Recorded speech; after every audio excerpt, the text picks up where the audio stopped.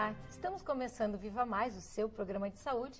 É sempre um prazer estar com você aqui todo fim de semana, todos os sábados, né? E às vezes também nos domingos tem repetição. E todas as semanas nós trazemos pessoas que vocês sempre pedem, que vocês nos mandam um e-mail. E hoje nós vamos trazer um dos maiores médicos do Brasil, mais famosos. O assunto está batendo em tudo, todo mundo está falando bastante, sendo fantástico, saiu na Veja. É um assunto super diferente, novo, na verdade, para a medicina, né? Porque isso aqui é meio moderno, né, doutor Laí? É. Então, ele está conosco, já que ele estoura, né? Toda vez que a gente traz o doutor Laí Ribeiro, estoura a nossa caixa de e-mails, porque todo mundo adora quando ele vem. E você já sabe, né? Entre no nosso site, www.programavivamais.com.br, interaja conosco. Mande perguntas, sugestões, claro que o doutor Laí vai estar sempre aqui conosco, mande as perguntas que a gente faz de novo. Então, só para lembrar, né, o Dr. Laí Ribeiro, ele é médico cardiologista e nutrólogo, autor de 35 livros, 15 foram best-sellers, 25 dos quais foram traduzidos para outros idiomas e estão disponíveis em mais de 40 países na área de autoconhecimento e mais de 100 trabalhos científicos publicados em revistas médicas americanas indexadas.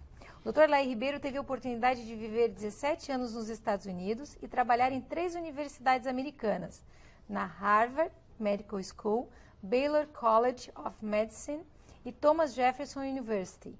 Além disso, foi diretor médico da Merck Sharp e Dohme e diretor executivo, chegando a vice-presidente da Ciba Corporation, que é a atual Novartis. Ele hoje trabalha em vários países da América do Sul, Central, do Norte e na Europa, ministrando conferências e workshops sobre desenvolvimento pessoal e profissional, ministrando também cursos para médicos na área de anti-envelhecimento e modulação hormonal bioidêntica. Hoje, com um currículo desse, não preciso nem dizer para vocês que o programa hoje vai estar maravilhoso, né, Miguel? Bom, eu sou talvez o mais suspeito daqui. Eu também sou suspeito, porque eu já emagreci 6 quilos com o tratamento que vocês estão me dando. Eu estou adorando. Quem está assistindo, Ana, o programa e vai ver no intervalo que tem a publicidade das nossas clínicas, eu perdi 18 quilos. Então, assim, a primeira vez que o Laí veio aqui, eu devo dizer, como eu tive uma formação que eu acho que era muito ortodoxa, né, Laí? Porque eu trabalhei em UTI e tal, achava que conhecia muita coisa, eu vim meio desconfiado fazer a entrevista, né? Porque era um assunto novo e tal. Bom, depois da entrevista, a primeira entrevista com o Laí, eu fui ver uma palestra dele no dia seguinte. Depois da palestra dele no dia seguinte, eu fui fazer o curso de pós-graduação. Então, na verdade, nós temos contato... O mais brilhante aluno que eu tenho. O professor não ia falar outra coisa. Eu costumo dizer que o mais brilhante é o meu filho, viu, Também, né? Eu fico orgulhosíssima porque meu irmão e meu sobrinho. É uma dupla imbatível. Eu só tenho a agradecer porque, assim, você que está assistindo, não desligue, não mude de canal, que você vai ver que o Dr. Laí vai falar, além de um vasto conhecimento, o que impressiona é a didática do Laí. Dá vontade de não falar muito, deixar só ele falando. E realmente, assim, eu ganhei vida com isso, que se você vê as minhas fotos no vídeo de hoje e de 1 ano e meio atrás, é impressionante a mudança. E qualidade de vida. Que bom. Então, Laí, só tenho a agradecer. Fico feliz de saber disso, é por isso que a gente faz esse trabalho. Vamos começar com o assunto? E assim, eu vou procurar não te interromper muito. Não, que isso. O Laí tem uma didática fantástica, eu só vou atrapalhar seu... De jeito nenhum. Eu só vou levantar a bola, tá? Vai me perguntando que se eu souber eu vou respondendo. O se eu souber é o seguinte, eu 1 ou 2 vezes vi o Laí até hoje, porque o Laí ele tem isso também. Se ele não souber, ele diz assim, olha, isso eu não sei, ou isso eu não estou bem a par, eu vou estudar e te trago. Passa um mês, ele chega e diz assim, aquilo que tu me perguntou assim, está em tal lugar, assim, funciona assim, assado, que assim, não tem chutômetro. Porque é o que dá segurança pra gente. Isso é tão importante, né? Isso é uma das coisas mais importantes. A pior coisa é quando a gente quer saber alguma coisa, alguém chuta, né? Aí mais atrapalha do que ajuda. Né? O conhecimento errado prejudica mais do que você não tivesse ele, né? E é isso que acontece, né, Laí? Modulação hormonal. Por que se fala modulação hormonal? Né? Porque, na realidade, não é reposição, que é uma coisa antiga, obsoleta. Reposição era assim, faltava um hormônio, aliás, eles nem sabiam se faltava, porque não media nada na época, e também não valia a pena medir, porque o que dá não muda o que está lá, entendeu? Então, uma mulher, por exemplo, está na menopausa, está com estrogênio baixo, Não adianta medir que ela está abaixo, no caso da reposição, porque o que ia repor não ia mudar o estrogênio dela. Então, a reposição, você olhava um hormônio e dava.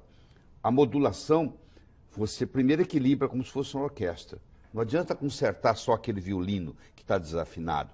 Você tem que trabalhar em grupo. É a tireoide trabalhando com pâncreas, trabalhando com adrenal, trabalhando com ovário, né? E assim por diante. É um equilíbrio. São os vários hormônios. E não é oral, você não faz isso pela boca, porque os hormônios esteroidais, eles não devem ser administrados pela boca, porque quando eles passam no fígado, eles mudam a característica e vai cair no sangue metabólitos, às vezes, indesejáveis. Então, fazer transdérmico faz uma diferença enorme. Então, essa combinação de usar vários hormônios, de fazer via transdérmica, de medi-los antes e depois e ver como que o ajuste é feito, isso recebeu o nome de modulação em vez de reposição. E uma coisa interessante, né, é o que a gente sempre te escuta falar e que muita gente acha que não existe, que é o bioidêntico. Sim. Né? Aliás, o bioidêntico surgiu antes do não bioidêntico. Porque... Como leiga, posso te perguntar o que é o bioidêntico? Pode, sim. Bioidêntico é o seguinte, é algo que é exatamente igual àquilo que você tem no corpo. Então, se eu tenho uma progesterona que é igualzinha que o seu ovário fabrica, essa progesterona é chamada bioidêntica. Ela foi criada, foi descoberta em 1940. Para você fazer o não bioidêntico, que é o que você encontra comum aí, você tem que ter o bioidêntico, porque existe uma lei mundial que diz assim, não se pode patentear nada que a natureza fabrique. Então, para uma empresa lançar um similar, ele tem que provar, a empresa tem que provar que esse não é bioidêntico. Então, os bioidênticos surgiram primeiro, para depois surgir os não bioidênticos. Então, o bioidêntico faz toda a diferença, porque quando uma mulher está na menopausa e ela recebe um remédio que é urina de cavalo, de égua prem, eles põem a égua grávida, 1000 éguas numa baia, dão um remédio para elas urinarem o dia inteiro, elas só urinam, mais nada, ficam 24 horas urinando, e eles recolhem aquela urina e faz uma pílula que você compra ali na farmácia, que você usa, é que eu chamo de urinoterapia. Tem 11 metabólitos, quando você toma aquela pílula, que não pertence ao corpo humano, que pertence a cavalo. Então aquilo entra no receptor do hormônio e fica lá agarrado. Trata a sintomatologia da mulher, mas ela engorda, ela envelhece mais rápido, ela perde a libido, ela vem a ter secura vaginal, etc, etc, etc, etc. O bioidêntico é exatamente o contrário. Você mede, vê que está deficiente, e hoje se faz principalmente na saliva, é o melhor jeito, e você então substitui aquilo numa dosagem apropriada para atingir um nível salivar, que é o nível do tecido, e é como se fosse um ato de mágica, porque a melhora é absurda. Eu digo para o médico, quando você começa a trabalhar com esse tipo de medicina, você vai se sentir muito mais orgulhoso de ser médico, porque o paciente vai dizer para você, doutor, eu nunca melhorei tanto na minha vida, muito obrigado. E você recebe agradecimentos e a sua clientela aumenta, porque não existe nada melhor do que o boca a boca, não é verdade? Porque quando você faz uma coisa bem feita para um paciente e ele melhora, esse paciente vai conta para o outro. Quando o outro chega, a melhor propaganda. E você já percebeu, você trabalha na área de saúde, quando você recebe um paciente que foi recomendado por outro, ele já chega de peito aberto, confiando 100% em você, profissional. Já viu o resultado, né? Laíra, o que a gente tem de médico hoje em dia, que o Vitor é o meu médico, né? Sim. Claro que eu comecei fazendo contigo. Certo. Fui perdendo o medo de suplementar, eu chamo de suplemento. É um suplemento, não tenho dúvida, é suplemento. Porque remédio é o que a gente compra que não tem, que o corpo organismo não tem. reconhece. É, né? o que o corpo tem é um suplemento. Mas o que a gente tem de colegas médicos hoje em dia fazendo esse tipo de suplementação com a gente, é uma coisa incrível. E isso foi vamos dizer assim, agregou valor ao nosso resultado cirúrgico. Que o pessoal diz assim, anti-envelhecimento. Eu digo, mas querido, eu sou cirurgião plástico, faz 30 anos que eu faço anti-envelhecimento. Ou tu acha que eu, como cirurgião plástico, vou envelhecer os outros? É verdade. Né? A medicina do anti-envelhecimento não existe. Eu digo, então a minha especialidade não existe. É verdade. Né? Porque o cara vai lá para fazer a face, eu vou fazer o quê? Vou envelhecer ele? Você vai fazer ele parecer mais jovem. Mais jovem, né? Então, se eu Nunca chegou um lá dizendo, eu quero parecer mais velho. Mais velho, não, por enquanto não. Né? E se aparecer, não vai ser comigo. Né? Então, esse agregar valor que a gente conseguiu com a nutriendocrinologia, que a gente aprendeu contigo, Sim. é uma coisa que faz com que o paciente, Lair, é incrível. É. Além de fidelizar o paciente, ele não te larga mais. Eu não larga mais, não, eu concordo. Deixa eu fazer um comentário interessante aqui para quem está nos assistindo. Nós temos uma medicina chamada pré-genômica, que é antes de 2003. E nós temos uma medicina chamada pós-genômica, que é depois de 2003. Em 2003 foi publicado o genoma humano. 13 anos de pesquisa, bilhões de dólares, publicou-se o genoma humano. Esperava-se que nós íamos ter pelo menos 120 mil genes, porque nós temos 120 mil proteínas diferentes no corpo. Então a esperança era que, a expectativa era que ia ter 120 mil genes. E qual não foi a surpresa? Que nós temos apenas 23 mil genes funcionais. O arroz que você põe no seu prato tem 35 mil genes. Você tem 23 mil. Mas você é muito mais complexo que o arroz. Como o arroz pode ter 35 mil e você ter apenas 23 mil? Aí chegou-se à conclusão que quem controla a biologia não é a genética, é a epigenética. Antigamente, o que se chamava de lixo do DNA era um conjunto de proteínas que ficava em volta do DNA que ninguém sabia para que servia e chamava lixo. Era o lixo, era o junk. Hoje sabemos que ali estão as proteínas reguladoras, que vão regular a expressão gênica. E traduzindo isso para você, a mãe morreu de câncer de mama, a irmã mais velha morreu de câncer de mama, a mulher vai no consultório e diz para o doutor, eu vim aqui porque eu quero tirar minhas mamas. Eu quero fazer uma mastectomia radical bilateral profilática. Que é um crime. Que é um crime. Porque a minha mãe morreu de câncer de mama, minha irmã mais velha morreu, eu mandei meu sangue para os Estados Unidos e eu tenho o gene do câncer de mama. Antigamente você não tinha o que fazer, era esperar vir o câncer. Hoje você vai dizer para essa mulher, ó, das duas uma, ou a senhora vai ingerir crucífera é brócolis, é repolho, é nabo, é couve-flor, é couve de Bruxelas, etc., 2 vezes por semana, ou a senhora vai ingerir um suplemento chamado indol 3-carbinol, 200 miligramas, diariamente, ad infinito, pro resto da vida. E isso não vai permitir a expressão gênica. Olha que bonito. Se você pegar uma colmeia de abelhas, é redundante colmeia de abelhas, mas eu pegar uma colmeia, você vai ver que a abelha rainha, ela vive 6 anos. A abelha operária vive 5 semanas. A abelha rainha vive 62 vezes o que vive uma abelha operária. E elas têm o mesmo genoma. Numa colmeia, todas as abelhas são gêmeas idênticas. Elas têm exatamente o mesmo genoma. O que faz a abelha rainha viver 62 vezes mais? O alimento, a geleia real, é feito para ela. Só ela ingere a geleia real. Olha a importância da nutrição. Quer dizer, porque ela se alimenta da geleia real, ela vive 62 vezes mais do que a abelha operária. Esse conceito é o chamado nutrigenômica, que é o uso do nutriente para mudar a expressão gênica. E isso é uma grande descoberta. E eu digo para as pessoas, você não é refém da sua hereditariedade. Não, meu pai morreu de câncer de mama, de câncer de próstata, minha mãe morreu de câncer de mama, eu estou fadado a ter câncer. Não é verdade, entendeu? Ninguém é refém da sua hereditariedade, porque hoje, com a epigenética, com a nutrigenômica, nós podemos revolucionar tudo. Isso é que é o bonito. Legal. Você dá para o paciente a esperança, entendeu? A gente chega ali preocupado. O senhor falou em geleia real para a abelha rainha. Sim. Ele tem algum efeito em nós humanos? Não é do mesmo jeito, e tem um porém. A geleia real foi feita para a mulher, para a fêmea. Então ela tem bastante hormônio feminino. Então eu não aconselho o homem a fazer uso de geleia real a longo prazo, porque ele vai ter consequências outras. Que é um alimento estritamente feminino, feito para a rainha. E na mulher ajuda? Contribui sim, contribui, ajuda sim, ajuda. Não é uma coisa grandiosa, mas ajuda. Tem muita coisa que a natureza faz que ajuda. Isso chama xenormese, esse conceito, que foi descoberto pelo um professor de Harvard recentemente, que vai provavelmente ganhar também o Prêmio Nobel de Medicina. Ele mostrou o seguinte, que, por exemplo, se você deixar uma uva sem dar agrotóxicos para ela, que ela se vire, problema dela.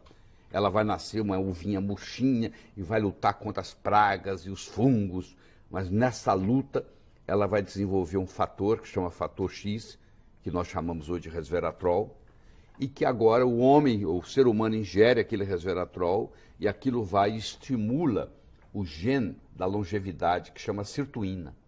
Então, hoje nós estamos usando resveratrol para prolongar a vida humana. Existem muitos centros nos Estados Unidos, estudos de muitos milhões de dólares, estudando o efeito do resveratrol na longevidade e na prevenção de câncer. Quer dizer, uma coisa que vem da planta, que a planta usa para se proteger, que agora você pode usar. Esse fenômeno chama-se xenormese, porque a palavra xeno, do grego, quer dizer estrangeiro. Veio da planta para o ser humano. Isso é uma das coisas, Ana, que eu estou suplementando há 1 ano e meio e que tu também está suplementando. Eu também já estou há 1 ano e meio desde que o senhor falou e eles me recomendaram, eu tomo o resveratrol. Do lado da minha cama, da minha cama deve ter uns 30 vidrinhos, mas assim, vai muito maravilhosos, bem, que só tem me feito bem. É isso mesmo. E aí, como na faculdade de medicina, nós médicos não somos treinados em nutrição, o colega médico que está nos assistindo lá de Convir, que você teve 6 horas de aula de nutrição, o resto foram as formas pediátricas, que a não ser que você seja pediatra, não teve aplicabilidade na sua clínica. Então, o médico não sabe nada de nutrição. Eu sempre me interessei por nutrição e sou nutrólogo, sou oficialmente nutrólogo. Nós somos 1.041 nutrólogos no Brasil. Então, quando você vai estudar nutrologia na profundidade, você volta a 400 anos antes de Cristo, quando Hipócrates, o pai da medicina moderna, dizia que o seu alimento seja o seu remédio e que seu remédio seja o seu alimento. Isso a partir do genoma, isso agora tomou conta. Cada vez mais os médicos vão ter que entender mais de nutrologia, cada vez mais. Bom, eu nem nós vamos fazer uma pausa. Eu ia dizer que eu nem preciso dizer para as pessoas não saírem daí, porque eu tenho certeza que ninguém vai desligar. Mas eu vou pedir para que dê uma olhada, porque assim, provavelmente vai aparecer o comercial da minha clínica. Então dá uma olhada no que é a gravação hoje e do que é a gravação de 1 ano e pouco atrás. Eu estava 18 quilos mais gordo. Quer dizer, eu perdi peso sem perder saúde. Pelo contrário, ganhei saúde. É verdade. A gente já volta com o Laír, não saia daí.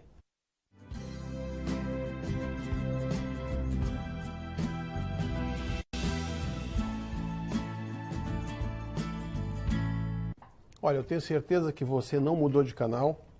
Nós continuamos com o Dr. Laír Ribeiro. E o Laír iniciou o programa falando sobre algumas coisas, agora vai ficar mais interessante ainda. Você quer ver uma coisa engraçada?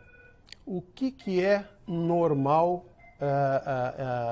de laboratório, Laír? Porque assim, na medicina a gente não tem aula sobre isso. A gente vai aprender com outro, com cada um, com um. Certo. Isso é uma questão estatística. É o seguinte, quando você chama, a palavra normal na estatística significa uma média com 2 desvios padrões para cada lado, traduzindo isso em miúdos.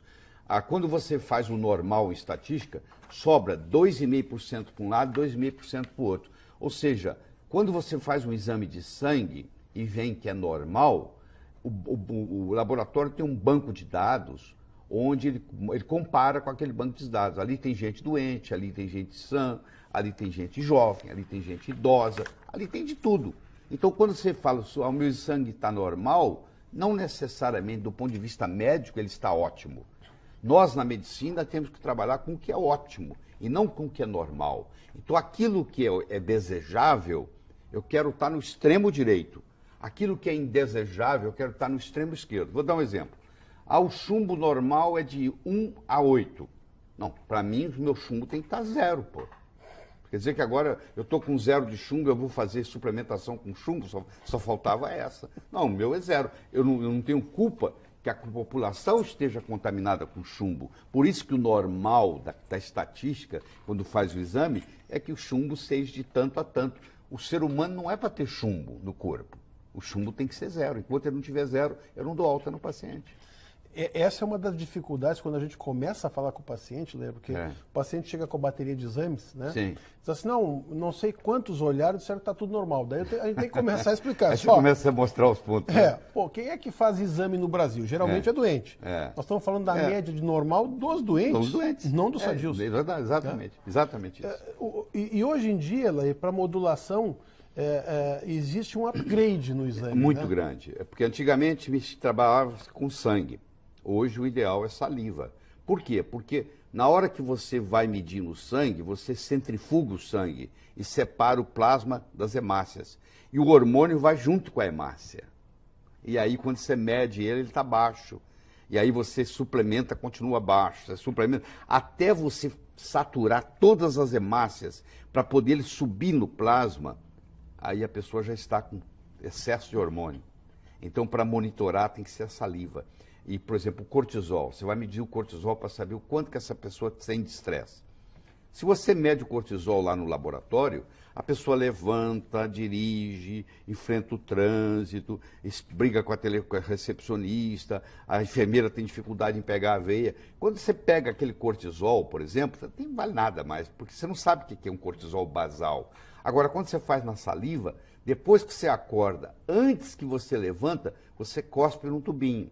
Fechou, mandou para o laboratório. Aquilo ali é o seu cortisol basal. É depois de uma noite de sono, agora você está medindo. Aí o médico vai dizer, bom, seu colesterol está normal, seu cortisol está normal, está alto, está baixo, entendeu? A diferença é muito grande, muito grande. Isso é muito interessante, porque assim, ó, eu fazendo a minha suplementação, sim, eu fazia medição sanguínea. Certo. Né?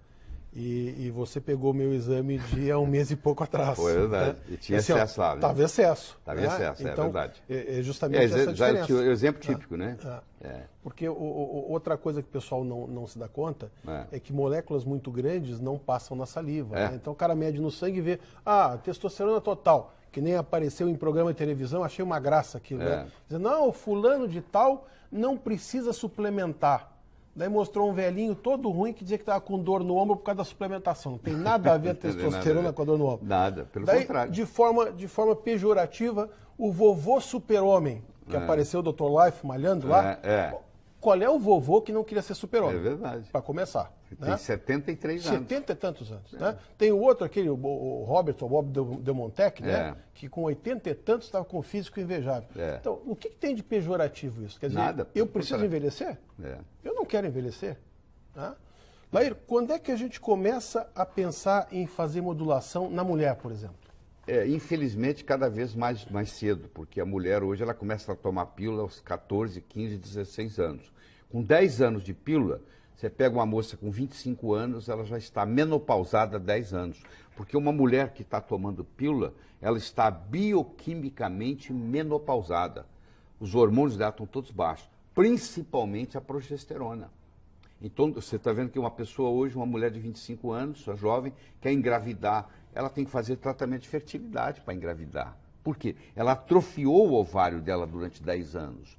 E o hormônio mais importante para engravidar é a progesterona, que a própria palavra já diz do latim, progestare, a favor da gestação. Quando a mulher não tem quantidade suficiente de progesterona, ela não mantém a gravidez, primeiro ela não ovula, segundo ela não engravida, e terceiro, se engravidar, ela perde o bebê. Principalmente no primeiro trimestre, porque precisa de progesterona para segurar o bebê no útero. Então, essas mulheres que estão fazendo inseminação artificial, muitas delas não precisariam, é desnecessário, se elas tivessem feito o tratamento com a progesterona bioidêntica. E aí, os colegas que fazem meu pós-graduação comigo e começam a usar a progesterona no consultório, eles começam a me levar notícias de mulheres que engravidaram, que vinham trabalhando com problema de fertilidade, de repente, com 3, 4 meses na progesterona bioidêntica, engravidam. O gozado, né, Léo, que a gente sempre fala é o seguinte, quando você fala em fazer modulação, o pessoal diz, cuidado que o hormônio dá câncer.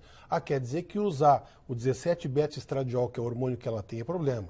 Usar a progesterona que ela tem é problema. Agora dar o etinil, que não é dela, o acetato de medroxprogesterona, que não é dela. É altamente cancerígeno, isso está liberado. Você vê menina de 14 anos fazendo uso de pílula. Isso está liberado.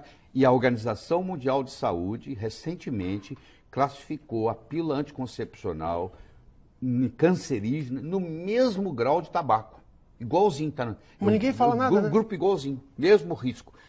O risco de uma pessoa que fuma e de uma mulher que toma anticoncepcional oral, o risco de câncer classificado pela Organização Mundial de Saúde é o mesmo. Ou seja, é um cancerígeno. E o anticoncepcional, aquele intradérmico? Depende do que foi implantado. Se foi implantado bioidêntico, o estrago é menor do que se foi implantado não bioidêntico. Eu digo menor pelo seguinte, porque a mulher o corpo dela tem uma inteligência, ela tem um ciclo. E isso aí é muito debatido, mas eu sou da escola a favor de que a mulher deve menstruar quando ela está no período de menstruar, porque ela faz uma limpeza. Da medicina chinesa, a menstruação é uma desintoxicação, a mulher desintoxica. Existem escolas hoje que não deixam a mulher mais menstruar e acham que estão fazendo uma grande coisa. Na minha opinião, estão errados, na minha opinião. É Certo? porque a natureza faz com que aquilo saia, né? A mulher tem, aquilo ali é uma inteligência. Claro, existem casos onde a mulher tem uma tensão pré-menstrual tão grande que ela não está brigando com o marido e está perturbando os filhos, que talvez naquele caso, por um período de tempo, o médico pode escolher e dizer, nós vamos deixar você 4 meses sem menstruar, para você acertar a sua situação em casa. E aí isso aí até é aplicado. Mas fazer uma moça de 20 e poucos anos não menstruar mais é complicado. Eu noto uma dificuldade, viu, Leia? Inclusive assim, dos colegas, de entender a progesterona. Pois é, porque pelo seguinte, o erro está nós temos um livro de fisiologia chamado Guyton, e nós temos um livro de farmacologia chamado Goodman-Gilman. Esse erro foi institucionalizado na área médica, porque o Guyton e o Goodman-Gilman tiveram esse erro por 30 anos lá. Porque eles misturaram, eles puseram o progestágeno e a progesterona dentro da mesma classificação. Então, era considerado sinônimo. Progestágeno parece que é um parecido, mas não é progesterona. Como dizia o Tim Maia, né? Uma coisa é uma coisa, outra coisa é outra coisa. Então, o médico, quando ele fala de progesterona, na maioria das vezes, eu digo 99%, ele está falando de progestágeno. Então é muito comum um colega chegar num dos meus cursos e dizer, Laíra, a minha experiência com progesterona não é boa. E eu digo para ele, eu sinto dizê-lo, mas você nunca trabalhou com progesterona na vida. Você trabalha com a progestina, o progestágeno, e você pensa que é progesterona. Quando você começar a usar a progesterona, você vai levar um susto. O progestágeno engorda, a progesterona emagrece. O progestágeno causa câncer, a progesterona é anticâncer. O progestágeno retém líquido, a progesterona é diurética. O progestágeno causa depressão, a progesterona é antidepressiva.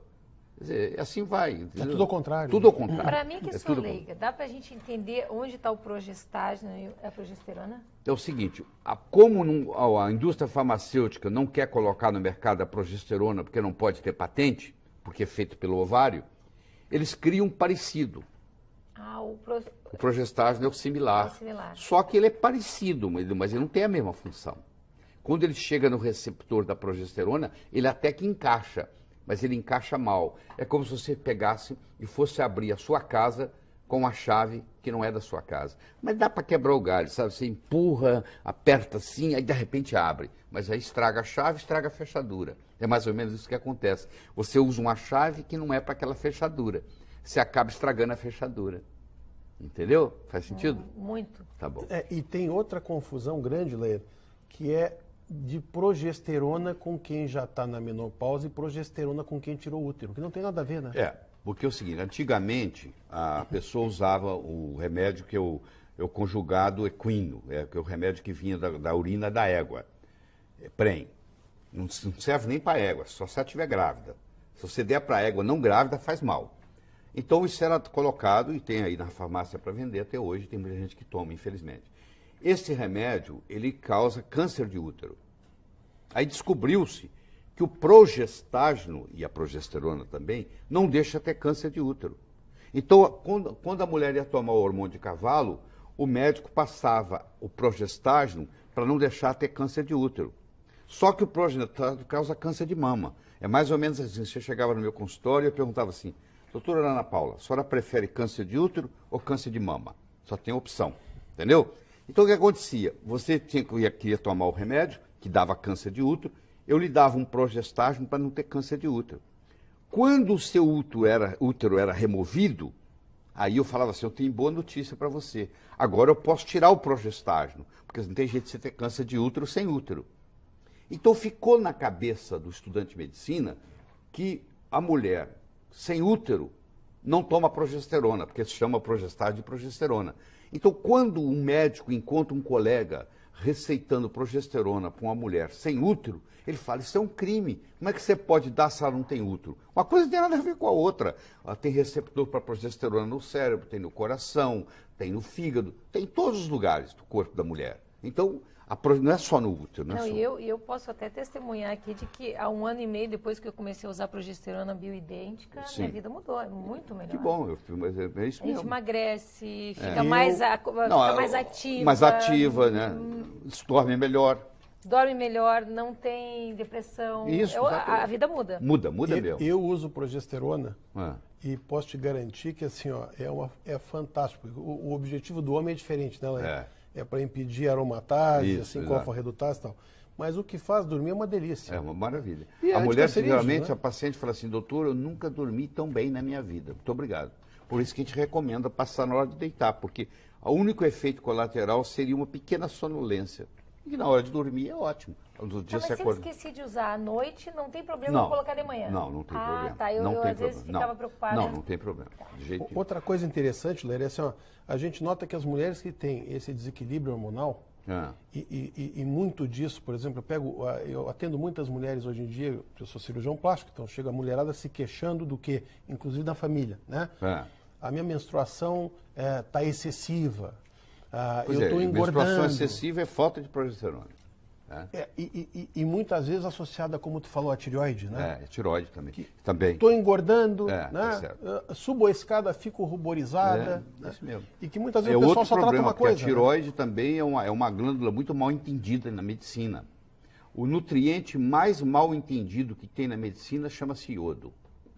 É uma coisa absurda, porque a gente não aprendeu nada na faculdade e é uma coisa impressionante, porque você ingere metade do iodo que a sua mãe ingeria na sua idade. Nos últimos 30 anos, a concentração de iodo caiu 50% dos nutrientes. Está faltando iodo no corpo das pessoas, entendeu? E a pessoa tem erradamente o conceito de que iodo destrói a tireoide. Iodo radioativo destrói a tireoide. Aliás, é um absurdo você tratar muitas vezes um nódulo da tireoide com iodo radioativo. Porque o iodo radioativo ele destrói a tireoide e destrói os ovários. Porque os ovários também são ricos em iodo. Quando eu aplico numa jovem iodo radioativo, eu estou acabando com a tireoide dela e estou também destruindo os ovários dela. Essa pessoa vai ter menopausa muito mais cedo, ou às vezes já vai menopausar depois do tratamento, vai ter dificuldade em engravidar, porque não vai ter óvulo mais. Você viu as consequências? Porque a pessoa pensa assim, iodo é só na tireoide. A tireoide, a pele, a mama, o ovário, a próstata, o estômago, o esôfago, todos dependem muito de iodo. Entendeu? Esse casamento, né, Lair, que a gente começou e que tu disse por que de modulação, Sim. isso é muito importante, né? Eu canso de pegar mulheres, Lair, Sim. que assim, que chegam lá com essas queixas realmente. Sabe que até fazer, até esse contato que a gente teve, até eu começar a estudar isso aí e aprender com você, Sim. me chegavam aquelas gordinhas para fazer lipoaspiração, Sim. tá? E diziam assim, doutor, eu não como nada, doutor. Eu Você engordo. achava que elas eram mentirosas? Eu achava. Eu baixava a cabeça, assim, continuava escrevendo e dizia assim, e pensava, né? Ô, gordinha mentirosa. Mas assim, a diferença que a gente nota quando você começa a suplementar, quer dizer, que você equilibra não só os hormônios dela, mas que equilibra a tireoide dela, Não tenha dúvida. muitas vezes não precisa nem fazer mais nada. Muitas vezes. A mulher que tem hipotiroidismo subclínico, que o médico não consegue fazer o diagnóstico, porque, entre aspas, os exames tiroidianos no sangue estão normais, que não quer dizer nada, que eu posso ter todos os outros exames normais e a pessoa ter hipotiroidismo, ela vai de médico para médico para médico e fala, eu não como nada, doutor, eu engordo. E o médico fala, não, você está mentindo. A mulher que tem hipotiroidismo, só dela cheirar a comida, ela engorda. Só de cheirar a comida. Eu sei disso. Eu tenho. Entendeu? E eu era uma que era muito julgada na família, que achavam que eu não parava de comer. Eu gosto de escutar o verbo conjugado no passado, né? Eu era. Você vê que bonito? Quando a pessoa superou, ela começa a conjugar o verbo no passado. Eu era, eu fui, era assim, entendeu como é? Coisa boa, né? Mas eu acho que esse é o segredo e a parte inteligente, né, Laíra? A gente, porque em casa também, como eu era muito contra muitas coisas que hoje em dia eu mudei completamente, claro, fui estudar, né? Porque a gente, como médico, muitas vezes é contra sem saber o porquê. Eu escutei falar. Eu digo, médico não pode dizer escutei falar. É ciência. Onde é que está escrito? Isso que o Lair faz, sabe, Ana? Tem trabalho aqui, publicado lá, tá. E onde é que está o outro que diz que faz mal? Eu escutei falar. Escutou falar? Escutei falar não, né? Escutei falar é péssimo. Olha, nós vamos interromper mais uma vez, infelizmente, mas você não saia daí, que nós vamos falar um pouquinho sobre modulação hormonal masculina, que eu acho que é uma coisa importante também. Já...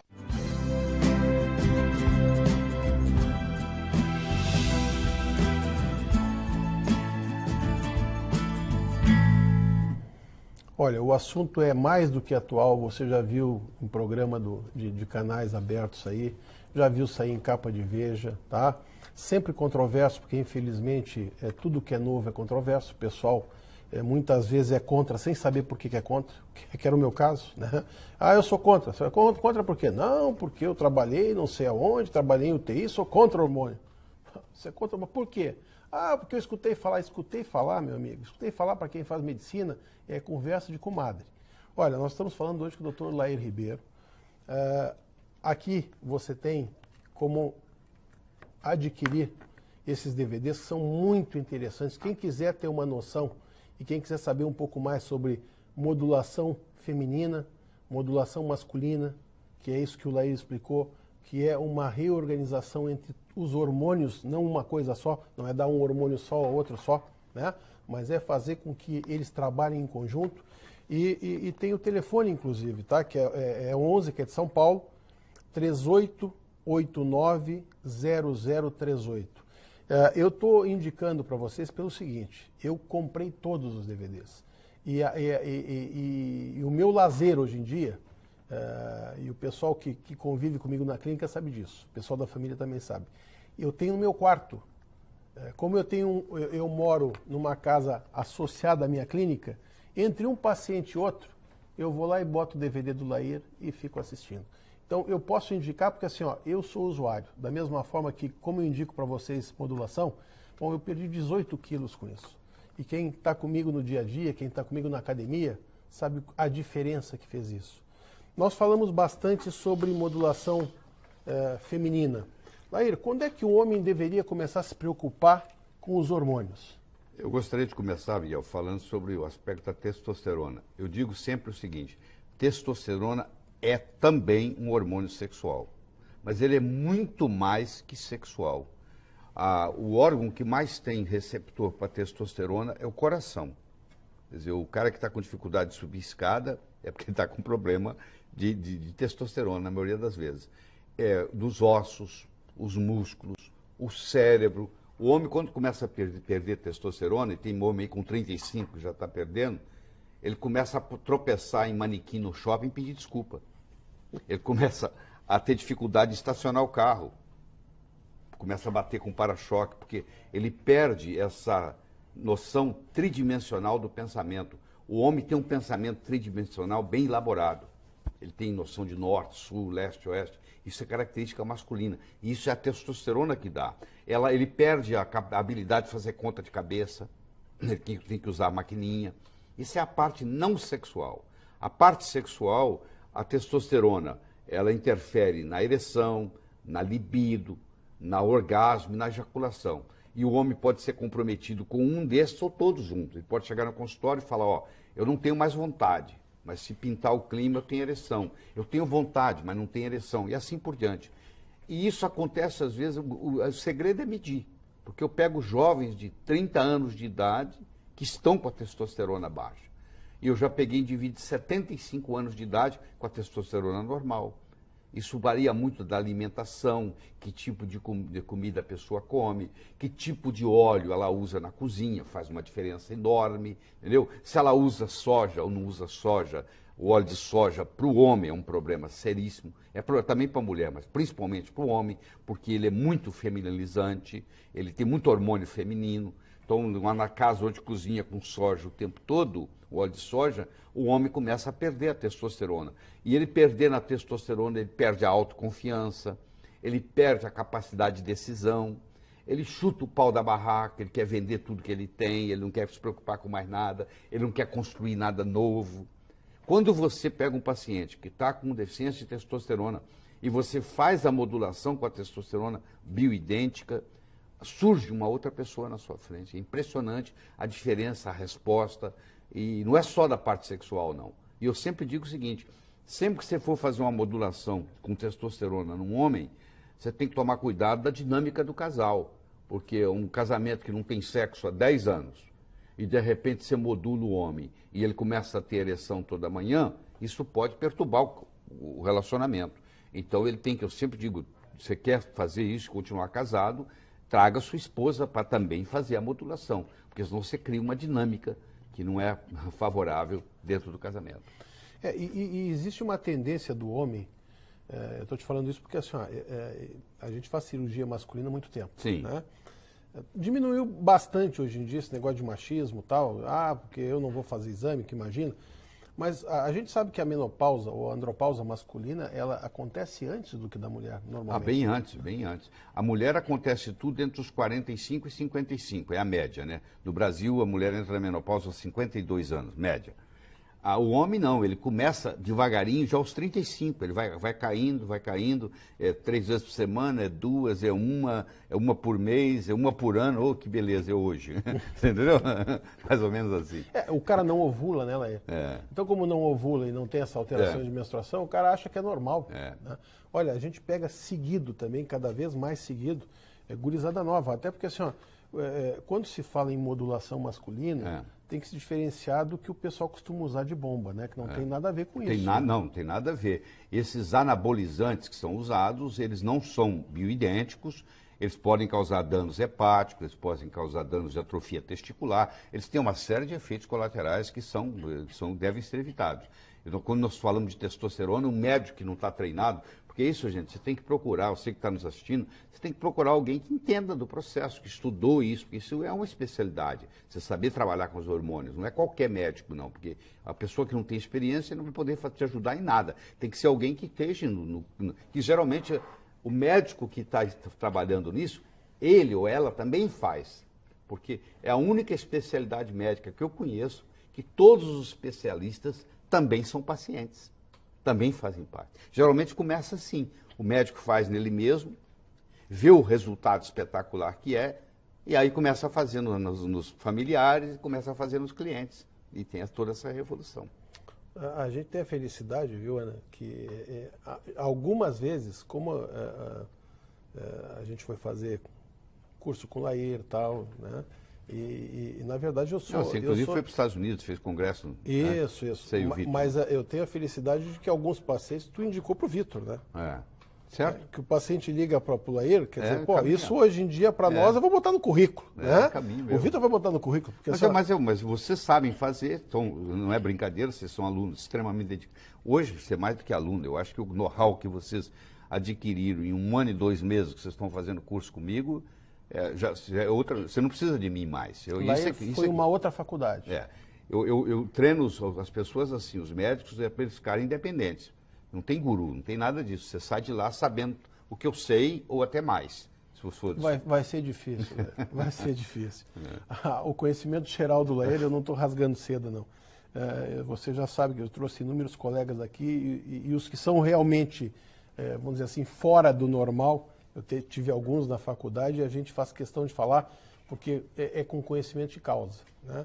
Então, é uma felicidade porque, como o Lair falou, a gente começou a fazer o tratamento na gente mesmo. Isso, mas isso aqui é o melhor jeito. E uma coisa que é importante a gente falar é que também, como todas as especialidades, tem gente que faz não da maneira correta, né? Como em toda profissão, né? Na minha área de implantodontia tem então, gente que faz só por fazer um cursinho de fim de semana. Exatamente. Na verdade tem que fazer o pós-graduação. Então, tem que fazer você vê, eles estão lá comigo há 14 meses. E você pode perguntar para o Miguel, a gente não perde tempo, né, Miguel? Não. 9 horas começa, vai até às 18, 9 horas começa, não perde um segundo lá, né? O tempo todo está aprendendo, né? E é o tipo da coisa, Lair, que não vale a pena a gente perder. Sabe que normalmente, ainda mais médico mais velho, eu cheguei a comentar isso aqui, a gente deu uma aula no Congresso Brasil e Estados Unidos de Cirurgia Plástica e me pediram para falar sobre modulação. Eu tenho essa aula pronta, inclusive, que bonito. tá? E o interessante foi o seguinte, Lair, porque eu dei metade da aula e eu parei e falei o seguinte, olha, que não é o normal em cirurgia plástica, né? Uma sessão plenária deixam só o membro titular, que é o professor da especialidade falar. Eu pedi autorização para o colega tal, e quem vai falar agora o restante da aula é meu filho, que é o meu médico. Sim. Lair, não saiu ninguém da sala. Certo. Em congresso a gente está acostumado que quando sobe um médico mais novo, É. os médicos mais velhos, né, olham assim, o que esse guri vai falar, tal, não sei o quê. Lá não saiu ninguém da sessão. Que bonito. E o pessoal ficava grudado na tela para ver Mas o que o estava bacana, passando. eu observo todo mundo, né? Eu observo o Vitor quando ele está dentro de sala de aula. Eu percebi quando ele chegou e ele hoje, né? Você vê que o brilho do olho dele mudou. Ele hoje é uma pessoa extremamente apaixonada pela medicina. Percebi essa evolução dele nesse ano e pouco, como é que ele foi se encantando com o processo, entendeu? Até a apresentação, isso é muito bonito. Para atender paciente. Acredito. Até isso tem muito a ver do que a gente fez lá na... Que bonito. Pois é. Eu está aqui em Porto Alegre, né? Trabalhando comigo ali, graças a Deus. E é meu médico. Beleza. Eu queria aproveitar que tu é cardiologista, tá? Sim. Porque existe uma confusão também no aspecto de testosterona coração. Sim. Né? Tem gente que acha que prejudica usar. A testosterona é, na realidade, um hormônio, sobretudo cardíaco. Ela provoca vasodilatação coronariana, ela é usada no tratamento de insuficiência cardíaca congestiva, com sucesso, entendeu? Ela é usada na prevenção de angina, com sucesso. E eu vou te dizer, eu não tenho nada no coração, mas se eu tivesse, eu andaria no bolso com uma testosterona sublingual mais do que um isordil sublingual, entendeu? Que é uma nitroglicerina, porque o efeito é espetacular, tanto do ponto de vista de dilatar a coronária, quanto do ponto de vista de aumentar a contratilidade cardíaca. A nossa cardiologia está muito complicada, porque a gente tem muito remédio que é veneno na cardiologia. E está prejudicando. Eu fui diretor médico da Merck Sharp & Dohme nos Estados Unidos, fui diretor executivo, cheguei a vice-presidente da Novartis, na época, Ciba Corporation. Então eu trabalhei 8 anos e meio na indústria farmacêutica. E eu estava, quando foi lançado a estatina no mundo, quem lançou a estatina foi... Como gostam de usar isso, né? Quem lançou a estatina foi a Merck Sharp & Dohme, com o Mevacor, que é a lovastatina. E eu era o diretor médico da Merck. Então eu tenho conhecimento de causa. Eu sei como é que funciona. E hoje existe um exagero muito grande no uso da estatina, porque a estatina, antes de baixar o colesterol, ela baixa uma coisa chamada coenzima Q10, que você não consegue viver sem ele. Então, as pessoas que tomam estatina, que não estão tomando coenzima Q10, elas têm fadiga, elas têm dor muscular, elas têm dificuldade de locomoção, entendeu? Elas começam a ficar deprimidas. E isso é por falta de coenzima Q10, que a cardiologia, por incrível que pareça, ainda não descobriu isso. Isso está no mundo inteiro, é uma coisa fabulosa. É um suplemento, não existe geração de energia, de ATP no corpo sem coenzima Q10, e a maioria dos médicos ainda não sabe como trabalhar com coenzima Q10, que você conhece muito bem. Né? Como chega a gente, Lair, com suplemento, quer dizer, suplemento com medicação, sendo Sim. medicado com estatinas, né? É impressionante. E dor articular, perda de massa muscular, isso, depressão. Tudo isso. Gente que ia para cirurgia olha, não tem nada a ver Eu com a tenho minha área. casos de colegas médicos que desenvolveram rabdomiólise, que o músculo vai desintegrando, a pessoa não levantava mais. Não levantava mais. Você tira o medicamento, introduz proteínas, etc., e a pessoa volta à vida. E coenzima Q10, que é o principal. E o engraçado, né, é assim, assim como testosterona e os outros hormônios, a gente escuta o paciente chegar na clínica e dizer assim, não, olha aqui, ó, o hormônio, ou eu fui consultar, o cara bateu nas minhas costas, eu disse, não, bem-vindo aos 50. Ele falou, pô, quase quis bater no cara, que história de bem-vindo aos 50? Quer dizer que eu tenho que estar... Não, sabe o que eu falo? Eu falo depressivo? assim, ó, olha só, você vai no oftalmologista, você tem 80 anos, você vai no oftalmologista, você fala, doutor, não estou enxergando bem. Aí o oftalmologista não bate no seu ombro e diz, ó, isso é velhice. Não, ele vai te dar um óculos, você vai sair de lá com a visão 20/20, igual de um jovem. Tá? Você está com problema de pâncreas, você está com diabetes, você não chega com 80 anos e fala, estou com diabetes, você fala, vou te dar uma glicemia de 125. Não, vai te dar uma glicemia de 99. Ora, quando você está com o seu testículo velho e quando você está com o seu ovário velho, você também deveria receber a mesma atenção, né? Eu faço modulação com testosterona em mim mesmo tem 15 anos. Eu comecei aos 52. Tem 15 anos, vou fazer 68. Tem 15 anos que eu faço modulação em mim mesmo. E eu notei em mim toda a diferença. Eu estou aqui hoje, amanhã eu estou dando aula aqui. Amanhã à noite, sabe onde é que eu estou? Em Belém. Eu vejo o Lair ficar 12, 14 horas de pé dando aula. Dando aula, sem problema nenhum. Impressionante. E eu sou testemunha disso, porque eu uso em mim também. Né?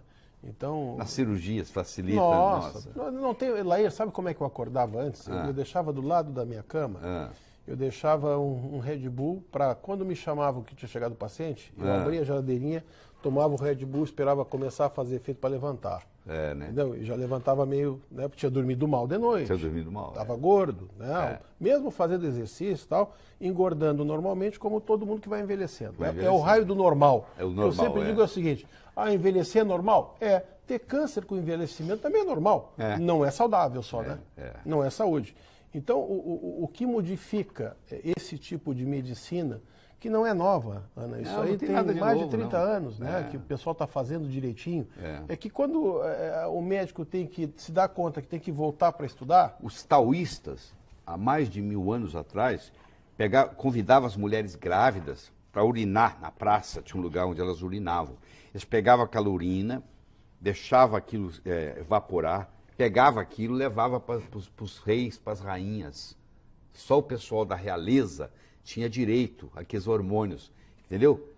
Porque o hormônio era o quê? Era o hormônio bioidêntico. Era exatamente o bioidêntico. E aí que começou, há mais de 1000 anos atrás. Quer dizer, a coisa é antiga. Bom, deixa eu dizer uma coisa. Infelizmente, sou sempre eu que atrapalho aqui, termino o programa. Não, mas nós vamos fazer mais um programa ainda com o Dr. Lair depois. Eu quero agradecer o Dr. Lair por estar aqui hoje conosco e falar para você que fique tranquilo. No próximo sábado vai ser o Dr. Lair continuando esse assunto. É isso porque aí. como esse assunto é mais